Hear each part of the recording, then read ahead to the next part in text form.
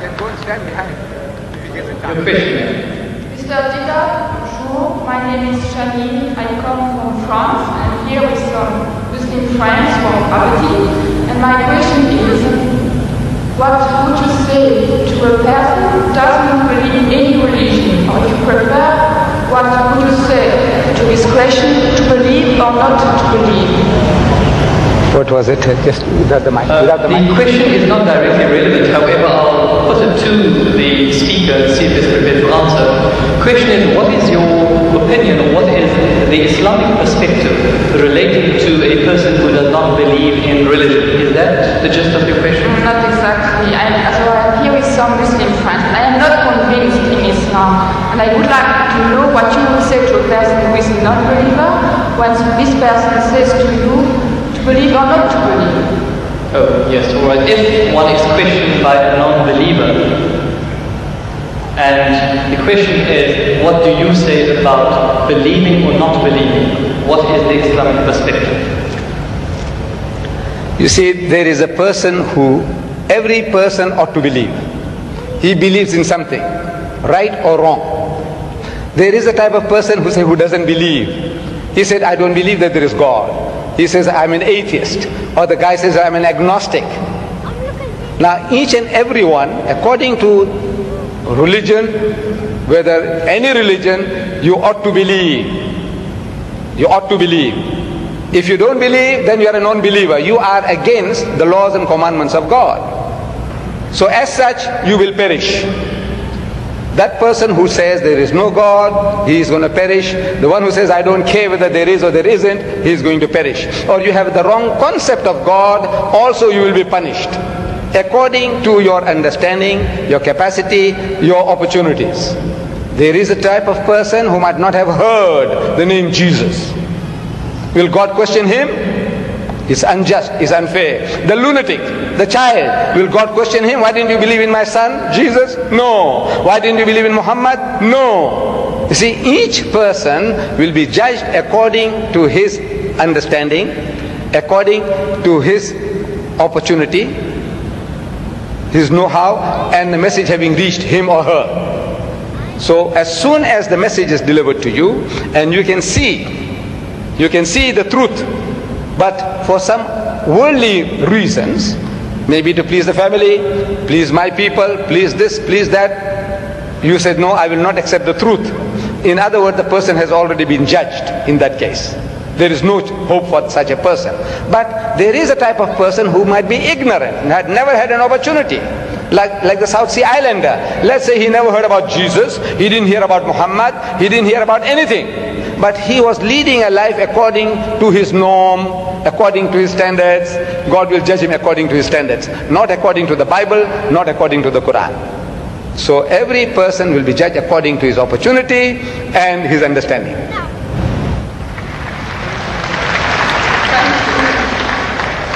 Ladies and gentlemen, we unfortunately have just about a minute left of question time. All good things have to come to an end, so we can only accommodate one further question. Mr. Diedat, I have the impression that my question has been misunderstood. I didn't want to challenge you or to hurt you. I just wanted to ask you for some advice for a person who doesn't believe.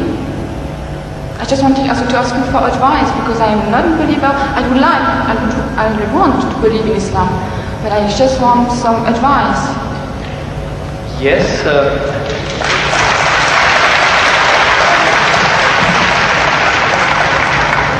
Do you not feel that there was sufficient advice? Did you require further advice? Yeah, because I didn't have the impression that my question has been really understood. So you want to know what the bases are, or what the reasons are for a person to actually believe in one God? Which advice would you give to a person who is a non-believer? See, number one, we have to realize that there is a necessity for belief.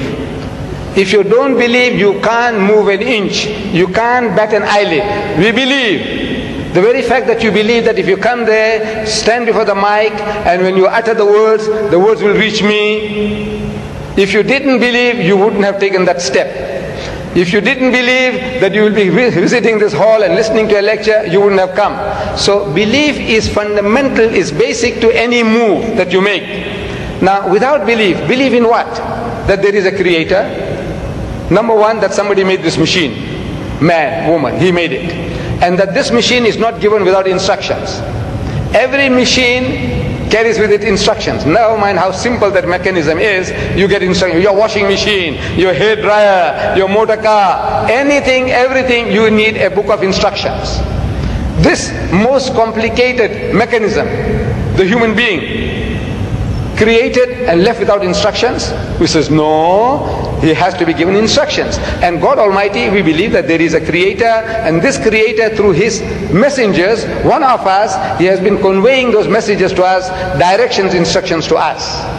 Whether those instructions remain in the pristine purity or not, that is something that is now debatable. But the instructions were given, and it is through those instructions alone can man find ethics, can man find morality. Without these instructions, there is no ethics and there is no morality. Man, being an animal by nature, he will behave like animals.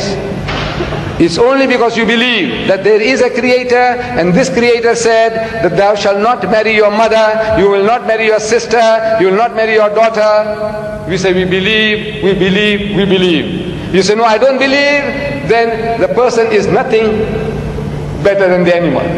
See, the dogs and pigs, the way they behave, he said, well, I behave just the same because I'm an animal also. So you have to believe. But now what are you going to believe? Where is the source of that belief? Instructions which is not contaminated, which is not spoiled.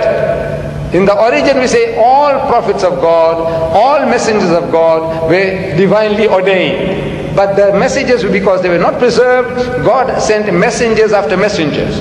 Messengers after messengers. This is His way to rectify His creation. And in that system of sending messengers to mankind, Muhammad was the last, the culminating point in that messengership. And he left with us this book. And if you read this book with an unprejudiced mind, if you haven't got one, I can present one to you if you haven't got it. This is an English translation of that book, the Quran, with an index. Anything that you want to know about God. Open G, God, more than 140 different references. That you say, I can't believe in God. So He reasons with you. This God of the Quran doesn't say, I'll fix you up and I'll twist your nose and I'll pull out. No. He says, أَوَلَمْ يَرَى الَّذِينَ كَفَرُوا. He said, how can you not believe in God?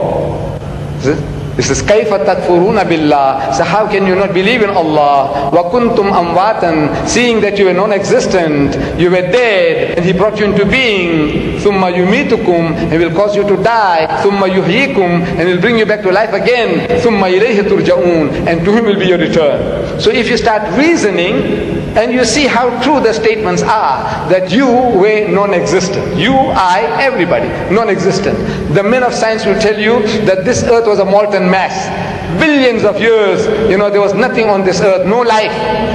The thing was all boiling. And the vapors went up and came down, and the vapors went up and came down, and over a period of millions of years, it started to cool. And then life started to germinate, and so on and so on. So there was a time when mankind was non-existent, and God brought you into being. Very true. And now you're going to die. But that is not the end. There is something in you which is other than the body, that real you. Now that real you, which is the driver of this body of yours, will be made to account for your actions. It's only natural that this person, like Hitler, look, he got away with it. He incinerated 6 million Jews. On account of him, 40 million people died in the Second World War. He's just going to get off scot-free? If he says, no, I don't believe, and there's nothing there on the other side, that means he's free, finish. No. He will have to account for his deeds. Everyone will have to account for his or her deeds. It is a natural, sequence of our attitude and behavior. And this book explains all that. If you haven't got one, this book is yours. If you haven't got one. You got it?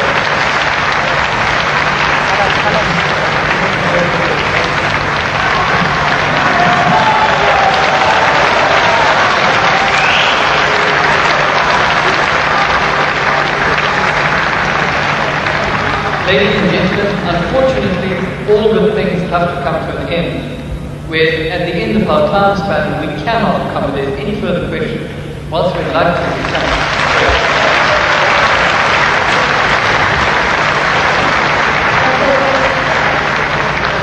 Ladies and